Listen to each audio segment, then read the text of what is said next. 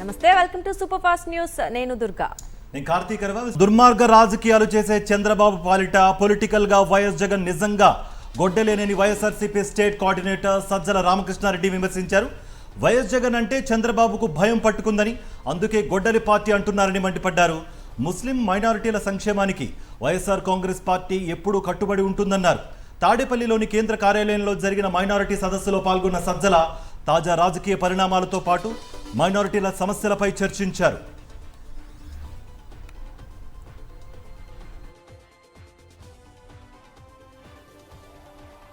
మొత్తం 40 ఏళ్ళలో 45 ఏళ్ళ రాజకీయ చరిత్ర గురించి ఆయన చెప్పుకునే ఘనమైన చరిత్రలో ఇప్పుడు అబద్ధాలు చెప్పాలన్నా కూడా ఏం చెప్పాలన్నా ఆయనకు అర్థం కావట్లా. అబద్ధాలు చెప్పాలన్నా ఏం అబద్ధం చెప్పాలన్నా అర్థం కావట్లా. దాంట్లో ఆయన ఎగ్జాస్ట్ అయ్యాడు. మనం మంచి గురించి చెప్పాలంటే మనకు ఎట్లయితే కుదిరేది కాదో ఒక జాబితా తీసుకుంటే ఆయన అబద్ధాల్లో ఏం చెప్పాలన్నా కూడా ఆయనకు అర్థం కావట్లా. అందుకే ఏం చేస్తున్నాడు, ఒక నెల రోజులు మనం పత్రికలు మీరు తిరిగేసి చూడండి, నెల 2 నెలల్లో ఒక్కటంటే ఒక్కటి కూడా మా ప్రభుత్వం ఇదిగో ఇది చేసింది అని చెప్పేవి ఏమన్నా కనపడతాయా? చెప్తాడు మొత్తం చేసేసిందని చెప్తాడు, అంతే. నేను చేసేసి సూపర్ 6 పూర్తిగా, సూపర్ 7 పూర్తిగా అమలు చేశాను, రాసి పెట్టుకోండి అని అంటాడు. అంతే తప్ప ఇదిగో ఈ పథకం ఇంత చేశాను, ఈ పథకంకి ఇంత చేశాను, ఇంతమంది బెనిఫిట్ అయ్యారు, ఇంత ఇది చేశారు, ఎక్కడా లేదు, ఒక్కటి రాదు. అక్కడి నుంచి ఇప్పుడు ఆఖరికి వచ్చేసరికి గొడ్డలి పార్టీ అనే ఒకటి తీసుకుని ఒకటి ఎత్తుకొని బయలుదేరినాడు. గొడ్డలి పార్టీనే, గొడ్డలే. జగన్మోహన్ రెడ్డి గారు గొడ్డలి, పరశురాముడి గొడ్డలి. ఎవరికి? చంద్రబాబు నాయుడు లాంటి. చంద్రబాబు నాయుడు లాంటి దుర్మార్గులకు లేదా అరాచక శక్తులకు, అలాంటి రాజకీయాలు చేసే వాళ్ళ పాలిట పొలిటికల్గా జగన్మోహన్ రెడ్డి గారు గండ్రగొడ్డలి, పరశురాముడి గొడ్డలి. ఆ భయమే తనను ఇవి మాట్లాడిస్తుంది. దాని నుంచి వచ్చిందే ఇది. చంద్రబాబు హయాంలో దోచుకో దాచుకో పాలన సాగుతోందని ఆరోపించారు మాజీ ఎమ్మెల్యే టీజేఆర్ సుధాకర్ బాబు. ఎవరు ఎలా దోచుకోవాలో చంద్రబాబే దగ్గరుండి సలహాలు ఇస్తున్నారన్నారు. అమరావతిలో 5 ఎకరాల్లో చంద్రబాబు ఇంటి నిర్మాణం ఎవరు చేస్తున్నారని ప్రశ్నించారు. ఆ సంస్థకు నక్కపల్లిలో ఇచ్చిన కాంట్రాక్టులను బయట పెట్టాలని డిమాండ్ చేశారు సుధాకర్ బాబు. జగన్మోహన్ రెడ్డి గారు డిపిటి సిస్టమ్ నమ్మాడు. డైరెక్ట్ గా లబ్ధిదారుడు ఖాతాలో ప్రభుత్వ ఫలం జమ చేయటం, అది జగన్మోహన్ రెడ్డి గారి పద్ధతి. చంద్రబాబు నాయుడు గారి పద్ధతి ఏమో దోచుకో, పంచుకో, తినుకో. ఇదేమో డిపిటి సిస్టమ్. ఈ 2 సిద్ధాంతాల మధ్యలో వైరుధ్యం ఈ రాష్ట్రంలో పతాక శీర్షిక చేరిందని మనం చేస్తున్నాం. స్వప్రయోజనాలకు ప్రజల యొక్క ధనాన్ని, ప్రజలకు సంబంధించిన ఆస్తులను దోచిపెడుతున్న విధానం ప్రపంచ రాజకీయాలలో కాదు కదా, ఈ భూ ప్రపంచంలోనే ఇంత నిఖార్సుగా చేసేవాడు లేడు. కేవలం చంద్రబాబు నాయుడు మాత్రమే దోపిడీని నిఖార్సుగా చేస్తారు. బొల్లా బ్రహ్మనాయుడిని అక్రమంగా అరెస్ట్ చేయించి కొందరు సునకానందం పొందుతున్నారంటూ ఫైర్ అయ్యారు మాచర్ల మాజీ ఎమ్మెల్యే పిన్నెల్లి రామకృష్ణారెడ్డి. ల్యాండ్ వ్యవహారంలో బ్రహ్మనాయుడు ప్రమేయం లేదని, ఎల్లో మీడియా దుష్ప్రచారం చేస్తోందని మండిపడ్డారు బ్రహ్మనాయుడు కుమారుడు గిరిబాబు. తెలంగాణ రాష్ట్రంలో ఇక్కడ కేసు నమోదు చేయించి ఆంధ్ర పోలీసులు ఆయన కోసం ఎతికి అరెస్ట్ చేయాలని ఆలోచన చేసి కొన్ని టీములు కూడా ఆయన అన్వేషణ కోసం ఆయన వెంబడి పడ్డారని అంటే ఎంతో దారుణంగా ఇక్కడ తెలంగాణ ప్రభుత్వంని కూడా చంద్రబాబు నాయుడు ఏ విధంగా మ్యానిపులేట్ చేసి నడిపిస్తూ ఉన్నాడో ఈరోజు అర్థమవుతూ ఉంది. ఏమి ప్రమేయం లేని బ్రహ్మనాయుడు గారిని ఇది ముమ్మాటికి చంద్రబాబు నాయుడు గారి ప్రమేయంతో, చంద్రబాబు నాయుడు కన్సర్నర్లో ఈరోజు తెలంగాణ ప్రభుత్వం కూడా పనిచేస్తూ ఉంది. ఇక్కడ అధికారులు కూడా పనిచేస్తూ ఉన్నారు. అందరూ కొల్లుడై ఈరోజు బ్రహ్మనాయుడు గారి మీద కేసు పెట్టడం జరిగింది. ఇది పూర్తిగా కూడా మేము ఖండిస్తూ ఉన్నాం. రాజకీయ దురుద్దేశంతో మా నాన్నగారిని ఇలా అరెస్ట్ చేయటం, ఇలాంటి పరిస్థితులు రావటం నాకు చాలా బాధాకరం. కానీ ఒకటి మాత్రం చెప్పగలను, మా నాన్నగారు ఎప్పుడూ కష్టపడే వ్యక్తి, ఒకళ్ళ సొమ్ము ఊరక కావాలనుకునే వ్యక్తి కాదు. ఆయన ఎప్పుడు కూడా ఇప్పుడు ఏదైతే ఆయన మీద కేసులు పెట్టి ఇలా రాజకీయ దురుద్దేశంతో, కేవలం వైఎస్ఆర్ కాంగ్రెస్ పార్టీ నాయకుడు కాబట్టే ఈ విధంగా రాజకీయ దురుద్దేశంతో ఆయన్ని కేసులు బనాయించి ఆయన్ని ఈ విధంగా ఇబ్బంది పెడతా ఉన్నారు. రేపు రాబోయే రోజుల్లో మేము క్లీన్ చిట్గా బయటకు వచ్చి ఇప్పుడు ఎవరైతే మాట్లాడుతున్నారో ఈ మీడియా వాళ్ళందరికీ కూడా చెప్తున్నా, మేము బాధితులమే కానీ మేము నిందితులం కాదు. తెలంగాణ కోసం ఎవరితోనైనా కొట్లాడతానన్నారు సీఎం రేవంత్ రెడ్డి. రంగారెడ్డి జిల్లా కోహెడ్లో పండ్ల మార్కెట్తో పాటు ఇంటిగ్రేటెడ్ సబ్ రిజిస్ట్రార్ కాంప్లెక్స్ కు ఆయన శంకుస్థాపన చేశారు. సమీకృత పండ్ల మార్కెట్ కు అంతర్జాతీయ స్థాయి గుర్తింపు తెస్తామన్నారు రేవంత్ రెడ్డి. ఇక ప్రతిపక్షాలపై తీవ్ర స్థాయిలో విరుచుకుపడ్డారు. ఫామ్ హౌస్ లో ఉన్న కేడీతోనైనా ఢిల్లీలో ఉన్న మోడీతోనైనా కొట్లాడతానంటూ ఘాటు వ్యాఖ్యలు చేశారు. తెలంగాణలో పండిన ధాన్యాన్ని కొనలేని మోదీ గద్దె దిగాలన్నారు. ఇక రాహుల్ని ప్రధానిని చేసి మొత్తం ధాన్యాన్ని కేంద్రంతో కొనిపిస్తామన్నారు రేవంత్ రెడ్డి. కేడీతోనైనా ఢిల్లీలో ఉండే మోడీతోడైనా కొట్లాడడానికి ధైర్యంగా ముందు నిలబడతా, ఎవరినైనా మెడలు వంచుతా. కిషన్ రెడ్డి బండి సంజయ్ గారు తమాషలు చేస్తున్నారు. శాతనైతే శాత కాకపోతే దీపు అని అల్లా తప్పగా రాలే బండి సంజయ్ కిషన్ రెడ్డి గారు. తొక్కుకుంటూ వచ్చినాం, కార్యకర్తలు కష్టపడుతూ వచ్చినాం, కార్యకర్తలు ప్రజలు కోరుకుంటే వచ్చినాం. 12 ఏళ్ళైంది మీ మోడీ. మేము పండించిన పంట కొనడా? ఫస్ట్ మోడీని గద్దె దిగమను, రాహుల్ గాంధీని ప్రధానమంత్రిని చేసి తెలంగాణలో పండించిన ప్రతి గింజ కేంద్ర ప్రభుత్వంతో నేను కొనిపిస్తా. కాళేశ్వరం ప్రాజెక్టుకు మరమ్మత్తు చేయలేని అసమర్థ ప్రభుత్వం అంటూ మండిపడ్డారు బీఆర్ఎస్ రాష్ట్ర ప్రధాన కార్యదర్శి జీవన్ రెడ్డి. పాలమూరు రంగారెడ్డి ప్రాజెక్ట్ 10% పనులు చేసి కాల్వ నిర్మిస్తే వినియోగంలోకి వస్తుందన్నారు. కానీ తట్ట మట్టి ఎత్తిపోయలేదని దుయ్యబట్టారు ఆయన. మేడిగడ్డ బ్యారేజ్ పియర్స్ ఏవైతే కృంగిపోయినాయో వాటి పునర్నిర్మాణానికి సంబంధించి టెస్టింగ్ కొరకు బోర్స్ వేయాలని చెప్పంటే అది కూడా వేయలేకపోతున్నాను చెప్పండి. ప్రాణహిత అదే తుమ్మడేటో నిర్మాణం చేయవయా. This is challenge. నువ్వు ఏం చేస్తావు చేయవయా. ఇప్పుడు ప్రాణహిత నదీ జలాల మల్లింపు సంబంధించి తుమ్మడేట వద్ద బ్యారేజ్ నిర్మాణం చేయలేకుంటే నువ్వు ఎంత ఎత్తు కడతావో కట్టు, ఏం ప్రయత్నం చేస్తావో చెయ్యి. ఆ నిర్మాణం చేసి నదీ జల వినియోగం చేయలేకున్నట్టయితే ఓటు అడిగే నైతిక హక్కు నీకు లేదు అంటూ ఓటు అడిగే నైతిక హక్కు నీకు లేదు అని చెప్పి అంటాను. రాహుల్ గాంధీతో కాంగ్రెస్ ఎమ్మెల్యే కోమటిరెడ్డి రాజగోపాల్ రెడ్డి భేటీ అయ్యారు. కేబినెట్ విస్తరణలో తనకు అవకాశం ఇవ్వాలని రాహుల్ గాంధీని కోరారు. ఇక త్వరలో తెలంగాణ మంత్రివర్గ విస్తరణ ఉంటుందని ఊహాగానాలు వినిపిస్తున్నాయి. వచ్చే కేబినెట్ విస్తరణలో మంత్రి పదవిని ఆశిస్తున్నారు రాజగోపాల్ రెడ్డి. మంత్రి పదవి ఇవ్వకపోవడంపై గతంలో పలుసార్లు తన అసంతృప్తిని బహిరంగంగానే వ్యక్తపరిచారు రాజగోపాల్ రెడ్డి. ఇక తనకు మంత్రి పదవి ఇస్తానన్న హామీని నిలబెట్టుకోవాలని చెప్పారు.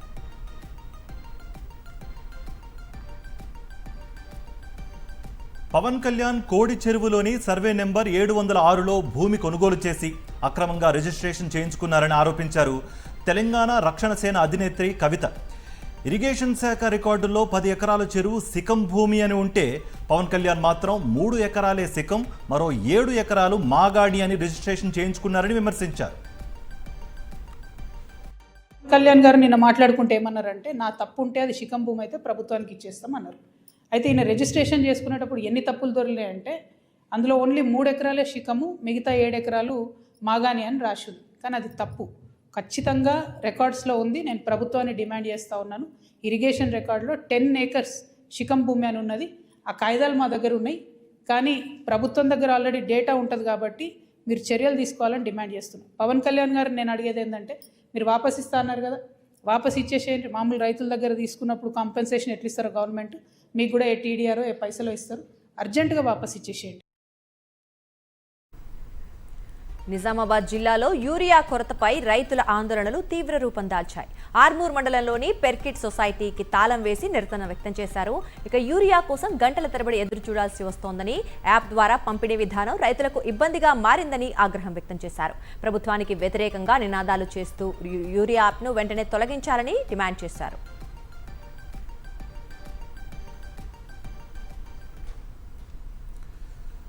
తెలంగాణలో అక్రమ ఇసుక తవ్వకాలు, అక్రమ రవాణాపై ప్రభుత్వం మరింత కఠినంగా వ్యవహరించనుంది.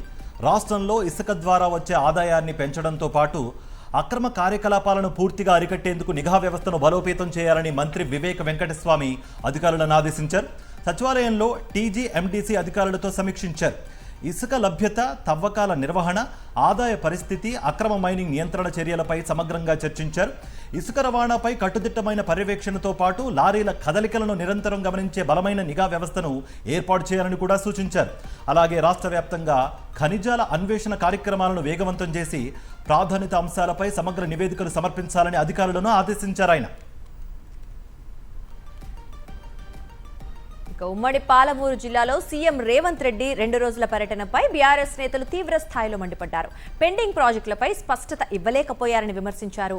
రేవంత్ పర్యటన కేవలం కేసీఆర్ ను తిట్టేందుకే ఉపయోగపడిందని, జిల్లా ప్రజలకు నిరాశ మిగిలిందని ఫైర్ అయ్యారు. ఇక పాలమూరు రంగారెడ్డి ఎత్తిపోతల పథకంపై తాము పాదయాత్ర చేస్తామని ప్రకటించిన తర్వాతే ప్రభుత్వం కదిలిందన్నారు బీఆర్ఎస్ నేతలు. న్యూయార్క్లో తెలుగు యువకుడు హత్యకు గురయ్యాడు. పిజ్జా డెలివరీ బాయ్గా పనిచేస్తున్న కొంచెం అంశులను దుండగులు కాల్చి చంపారు. రాత్రి 12 గంటల సమయంలో పిజ్జా డెలివరీ చేస్తుండగా దుండగులు గన్తో ఫైరింగ్ చేశారు.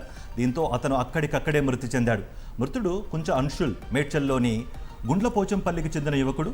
అతని మరణ వార్త విన్న కుటుంబ సభ్యులు శోకసంద్రంలో మునిగిపోయారు.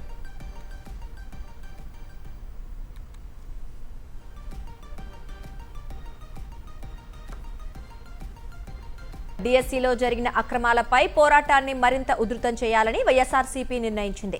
దీనిపై సీబీఐ విచారణ కోరుతూ త్వరలోనే గవర్నర్ను కలవనుంది పోరాట కమిటీ. డిఎస్సీ అక్రమాలను జాతీయ స్థాయికి తీసుకెళ్లాలని నిర్ణయించారు. ఇక నీట్ తరహాలోనే ఏపీలో డిఎస్సీ పేపర్ కూడా లీక్ అయిందని కమిటీ అభిప్రాయపడింది. తాడేపల్లిలోని కేంద్ర కార్యాలయంలో భేటీ అయిన డిఎస్సీ పోరాట కమిటీ భవిష్యత్తు కార్యాచరణపై చర్చించింది. ఎమ్మెల్సీలు Lella Appireddy, P Chandrasekhar Reddy, Kalpalatha Reddy, YSRCP media cell ప్రధాన కార్యదర్శి పూడి శ్రీహరి, విద్యార్థి విభాగం నేతలు పానుగంటి చైతన్య, రవిచంద్ర త్వరలోనే డిఎస్సీ బాధితులతో భేటీ కానున్నారు. ఉద్యోగస్తులందరూ అనుకునేది టీ అంటే టీఏ ఇవ్వదు, డి అంటే డిఏ ఇవ్వదు, పి అంటే పిఆర్సీ ఇవ్వదు, టీడీపీ అంటే టీఏ డిఏ పిఆర్సీ ఇవని ప్రభుత్వమే తెలుగుదేశం టీడీపీ ప్రభుత్వం అని ఈరోజు ఈ సందర్భంగా ఉద్యోగస్తులందరూ కూడా రాష్ట్రంలో ఆంధ్ర రాష్ట్రంలో ఉన్న ఉద్యోగస్తులందరూ కూడా ఈరోజు ఇదే అనుకుంటున్నారు. 2 సంవత్సరాల్లోనే పూర్తిగా ఈ ప్రభుత్వం మీద ఒక క్లారిటీ తెచ్చుకున్నారు ఉద్యోగస్తులందరూ కూడా ఈ సందర్భంగా తెలియజేస్తున్నాం. కూటమి ప్రభుత్వం 2 ఏళ్ల పాలనలో ప్రభుత్వ ఉద్యోగులు, ఉపాధ్యాయులను చంద్రబాబు నమ్మించి మోసం చేశారని మండిపడ్డారు వైఎస్ఆర్సీపీ ఎమ్మెల్సీ కల్పలతారెడ్డి. టీడీపీ అంటే టీఏ, డిఏ, పీఆర్సీ ఇవ్వని ప్రభుత్వమని ఉద్యోగులకు అర్థమైపోయిందన్నారు. బాబు షూరిటీ, భవిష్యత్తు గ్యారంటీ అని ఎన్నికల ముందు ఓదరగొట్టారని, ఇప్పుడు ఉద్యోగుల ప్రాణాలకే గ్యారంటీ లేని పాలన సాగుతోందన్నారు కల్పలతారెడ్డి.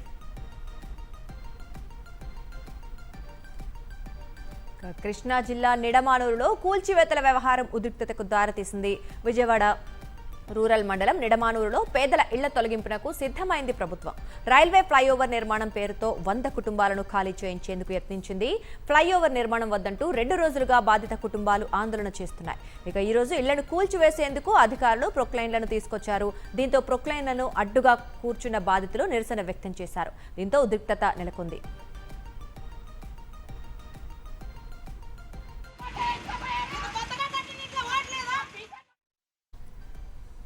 మైలవరంలో జరుగుతున్న మాఫియాపై సోషల్ మీడియాలో మాజీ ఎంపీ కేసినేని నాని పోస్ట్ పెట్టారు. వరుసగా 4వ రోజు చిన్నీపై కేసినేని నాని పోస్ట్ పెట్టారు. విజయవాడ పార్లమెంట్లో ప్రజాస్వామ్యం కూనీ అయిందని, దందాలను ప్రశ్నిస్తే సొంత పార్టీ నేతలపైనే కేసులు పెడుతున్నారని మండిపడ్డారు. వసంత కృష్ణప్రసాద్ వెనుక ఎంపీ చిన్ని ఉన్నాడని ఆరోపించారు. చిన్ని అనుచరుల మాఫియా సామ్రాజ్యం నడుపుతున్నారని విమర్శించారు కేసినేని నాని.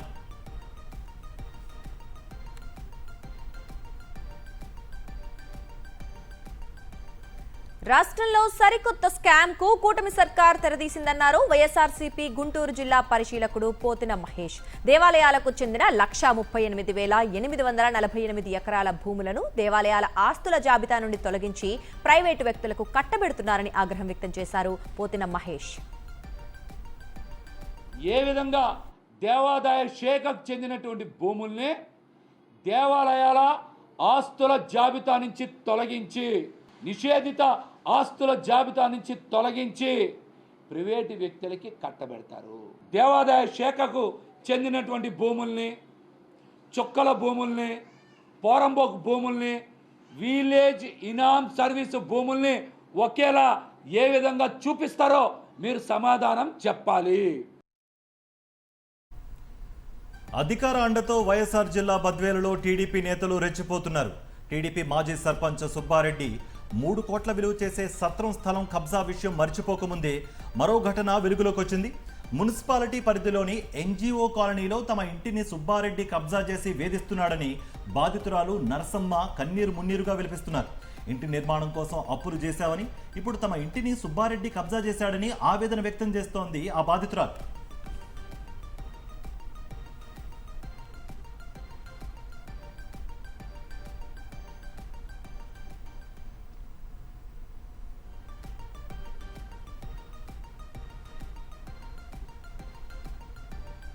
హైదరాబాద్లోని కూకట్పల్లి హౌసింగ్ బోర్డులో ఉన్న ఆక్రమణలను తొలగించారు హైడ్రా అధికారులు.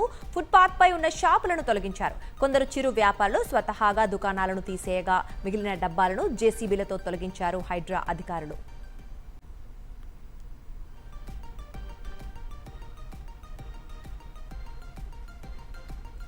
మహిళా డ్రైవర్లను ప్రోత్సహించేందుకు స్త్రీ రైడ్ కార్యక్రమాన్ని ప్రారంభించారు డీజీపీ సివి ఆనంద్. మహిళలకు స్వయం ఉపాధి కల్పించడమే స్త్రీ రైడ్ ముఖ్య ఉద్దేశం అన్నారాయన. మహిళల రక్షణకు అత్యంత ప్రాధాన్యత ఇస్తున్నామని తెలిపారు డీజీపీ సివి ఆనంద్. మాదక ద్రవ్యాల కట్టడే లక్ష్యంగా హైదరాబాద్లో ఈగల్ ఫోర్స్ కీలక ఆపరేషన్ చేపట్టింది. ఈ దాడుల్లో 2 గంజాయి సప్లయర్లు, 13 మంది వినియోగదారులను ఈగల్ ఫోర్స్ అధికారులు అరెస్ట్ చేశారు. నాంపల్లి పబ్లిక్ గార్డెన్స్ లో ఆకస్మిక దాడులు చేసి గంజాయి తాగుతూ న్యూసెన్స్ చేస్తున్న 5 యువకులను పట్టుకున్నారు. ఇక గంజాయికి బానిసలైన 5 యువకులను డి అడిక్షన్ సెంటర్ కు తరలించారు. వీరిపై హైదరాబాద్ నార్కోటిక్స్ పిఎస్ లో కేసు నమోదు చేశారు. హైదరాబాద్ పోలీసులు ఆపరేషన్ కవచ్ పేరుతో భారీ సర్చ్ ఆపరేషన్ చేపట్టారు. నగరంలోని హోటళ్లు, లాడ్జిలపై మెరుపు దాడులు నిర్వహించారు. 5,000 మంది పోలీసులతో నగరంలో తనిఖీలు నిర్వహించారు. పోలీసులతో కలిసి తనిఖీల్లో పాల్గొన్నారు సిపి సజ్జనార్. మైనర్లకు హోటల్ రూములు ఇవ్వొద్దని ఆదేశాలు జారీ చేశారు. హోటల్ ఎంట్రీ, ఎగ్జిట్, రిసెప్షన్ ఏరియాల్లో నిరంతరాయంగా సీసీటీవీలు పనిచేయాలని ఆదేశించారు సిపి. హైదరాబాద్లోని ప్రొఫెసర్ మురళీధర్ ఇంట్లో చోరీ కేసును మల్కాజ్గిరి పోలీసులు ఛేదించారు. నేపాలీ గ్యాంగ్ను అదుపులోకి తీసుకున్నారు. పూణేలో కీలక సూత్రధారులను అరెస్ట్ చేశారు. నిందితుల వద్ద నుంచి బంగారం, వెండి ఆభరణాలు స్వాధీనం చేసుకున్నారు. ప్రొఫెసర్ ఇంట్లో పనిచేసే మహిళతో పాటు మరికొంతమందిని పోలీసులు అదుపులోకి తీసుకున్నారు.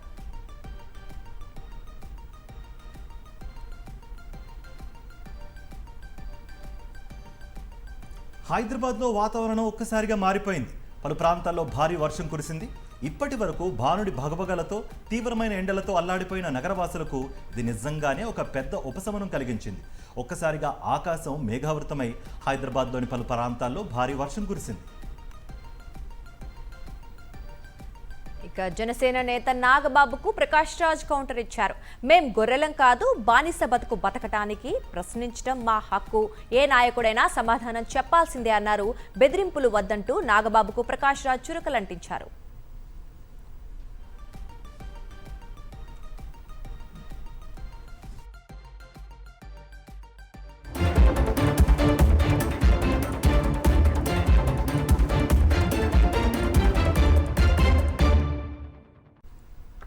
Moving on to national news. Tamil Nadu అధికార పార్టీ టీవీకేలోకి చేరికలు కొనసాగుతున్నాయి. అన్నాడీఎంకే నుంచి పెద్ద ఎత్తున నేతలు విజయ్ పార్టీ తీర్థం పుచ్చుకుంటున్నారు. తాజాగా అన్నాడీఎంకేకు చెందిన 4 మాజీ మంత్రులు టీవీకేలో చేరిపోయారు. ఎంసీ సంపత్, ఎన్ఆర్ శివపతి, కదంబూర్ రాజు, ఉడుమలై రాధాకృష్ణన్, మంత్రి ఆదవ్ అర్జున సమక్షంలో టీవీకే కండువాలు కప్పుకున్నారు. వీరితో పాటు డీఎంకే మాజీ ఎమ్మెల్యే జై కరుణానిధి కూడా అధికార పార్టీ గూటికి చేరిపోయారు. మరోవైపు అన్నా డీఎంకేలో ఉంటే ప్రజలకు సేవ చేయలేకపోతున్నామని చెబుతూ 300 మందికి పైగా ఆ పార్టీ సభ్యులు టీవీకే పార్టీలో చేరారు. అన్నా డీఎంకే మాజీ మంత్రి వెల్లమండి నటరాజన్ ఆధ్వర్యంలో మరో మాజీ మంత్రి ఆనందన్, అన్నా ట్రేడ్ యూనియన్ ఫెడరేషన్ రాష్ట్ర కార్యదర్శి కమలకనన్, మాజీ ఎమ్మెల్యేలు నటరాజ్, సాధన్ ప్రభాకర్, తిరుపత్తూరు నగర కార్యదర్శి డిటి కుమార్ పనయూరులోని టీవీకే ప్రధాన కార్యాలయంలో పార్టీలో చేరారు. తమిళనాడులో రాష్ట్రపతి పాలన విధించడాన్ని నివారించేందుకే టీవీకే ప్రభుత్వ ఏర్పాటుకు సహకరించామన్నారు డీఎంకే అధినేత ఎంకే స్టాలిన్. అందువల్లే టీవీకేకు మద్దతిచ్చేందుకు తమ కూటమి భాగస్వామ్యాలను అనుమతించానని తెలిపారు.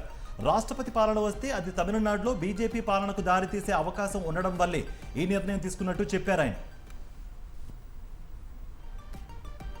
బీజేపీ తమిళనాడు మాజీ అధ్యక్షుడు కె అన్నామలై పార్టీకి రాజీనామా చేసిన 24 గంటల్లోనే 14 లక్షల మంది ప్రజలు ఆయనకు మద్దతు పలికారు. తాను చేపట్టే వి ద లీడర్స్ ఉద్యమంలో చేరాలంటూ అన్నామలై ఆన్లైన్ లింక్ షేర్ చేశారు.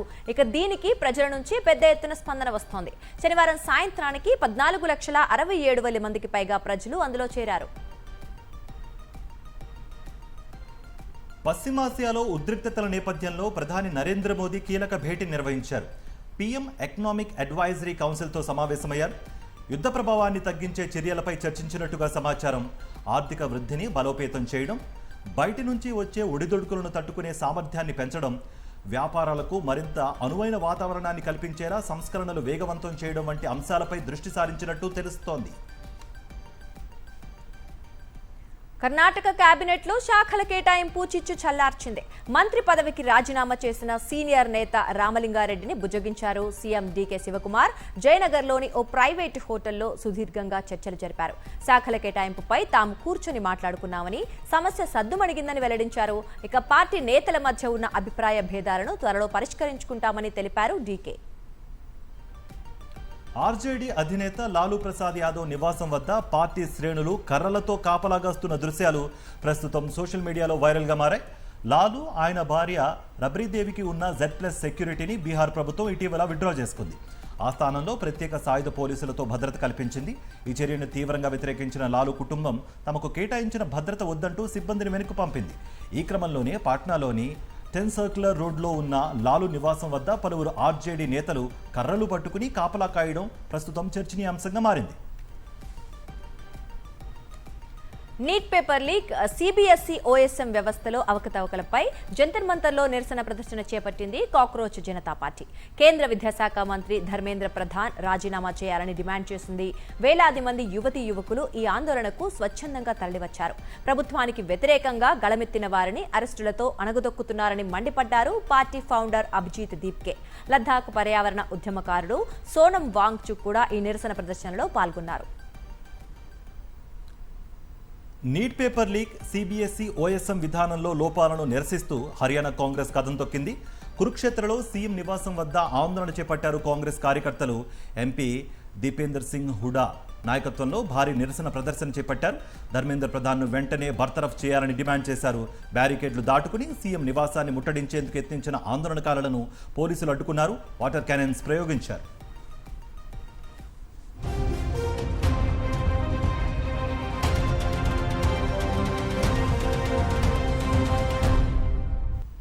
ఇంటర్నేషనల్ అప్డేట్స్ చూద్దాం. ఆంక్షల రూపంలో భారత్ను ఇబ్బంది పెడితే అవి తిప్పికొడతాయంటూ పశ్చిమ దేశాలకు చురకలంటించారు రష్యా అధ్యక్షుడు పుతిన్. ప్రధాని మోదీ నాయకత్వంలోని భారత్కు ఆంక్షల పేరిట ఎవరైనా బెదిరింపులకు పాల్పడితే అవి వారికే ఎదురుదెబ్బలు అవుతాయన్నారు. భారత్ సార్వభౌమాధికార దేశమని, తన వ్యూహాత్మక అవసరాలకు అనుగుణంగానే నిర్ణయాలు తీసుకుంటుందని స్పష్టం చేశారు పుతిన్. ఐక్యరాజ్య సమితి వేదికగా పాకిస్తాన్ తీరును ఎండగట్టింది భారత్. జమ్మూ కాశ్మీర్ కేంద్రపాలిత ప్రాంత భాగం భారత్లో అంతర్భాగమని యుఎన్ఓలో భారత శాశ్వత ప్రతినిధి హరీష్ పర్వతనేని తేల్చి చెప్పారు. పాకిస్తాన్ ప్రతినిధి ఆసిమ్ ఇఫ్తికార్ అహ్మద్ చేసిన వ్యాఖ్యలను ఆయన తోసిపుచ్చారు. ఐక్యరాజ్య సమితి వేదికలను పాకిస్తాన్ తన రాజకీయ ప్రయోజనాల కోసం వాడుకుంటోందని ఆగ్రహం వ్యక్తం చేశారు ఆయన.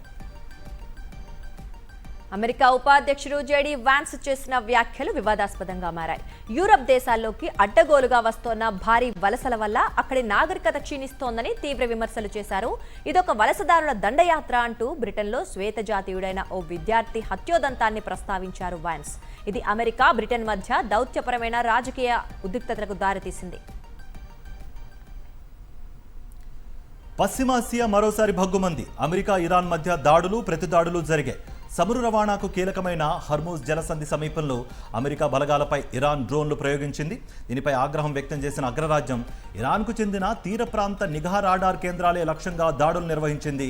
టెహ్రాన్కు చెందిన 4 డ్రోన్లను కూల్చివేశామని యుఎస్ సెంట్రల్ కమాండ్ వెల్లడించింది. దీని తర్వాత ఘోరక్ కేష్మ ద్వీపంలోని ఇరాన్ రాడార్ కేంద్రాలను కూడా లక్ష్యంగా చేసుకున్నట్లు పేర్కొంది.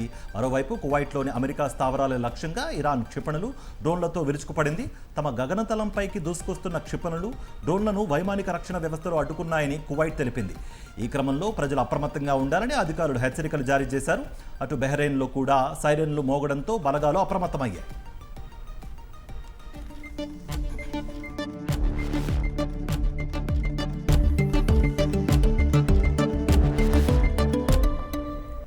బిజినెస్ అప్డేట్స్ చూద్దాం. ఈరోజు బంగారం వెండి ధరలు తగ్గాయి. హైదరాబాద్లో 24 క్యారెట్ల 10 గ్రాముల బంగారం 3,000 రూపాయలు తగ్గి 1,52,730 పలుకుతోంది. ఇక 22 క్యారెట్ల 10 గ్రాముల పసిడి 1,40,000గా ఉంది. కిలో వెండి 10,000 రూపాయలు తగ్గడంతో 2,70,000 పలుకుతోంది.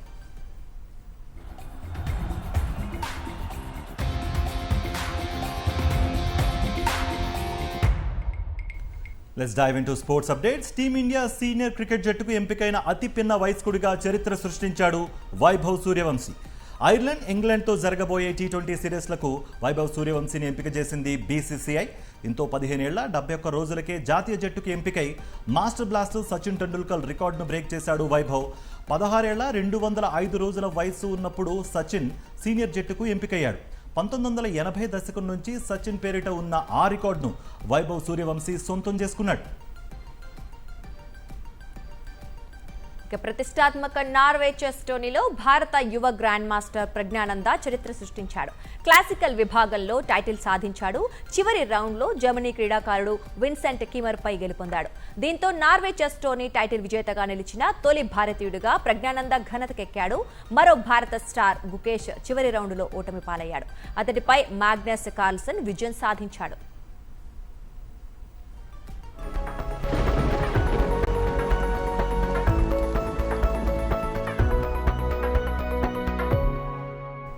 Weather updates. దేశవ్యాప్తంగా నైరుతి రుతుపవనాలు క్రమంగా విస్తరిస్తున్నాయి.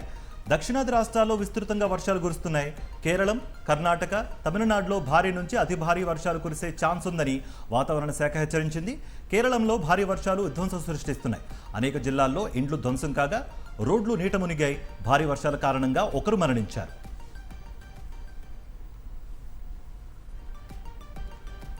ఇక ఇవి సూపర్ ఫాస్ట్ న్యూస్ అప్డేట్స్. మరిన్ని అప్డేట్స్ కోసం ఛానల్ను సబ్స్క్రైబ్ చేయండి. నోటిఫికేషన్స్ కోసం బెల్ ఐకాన్ పై క్లిక్ చేయండి.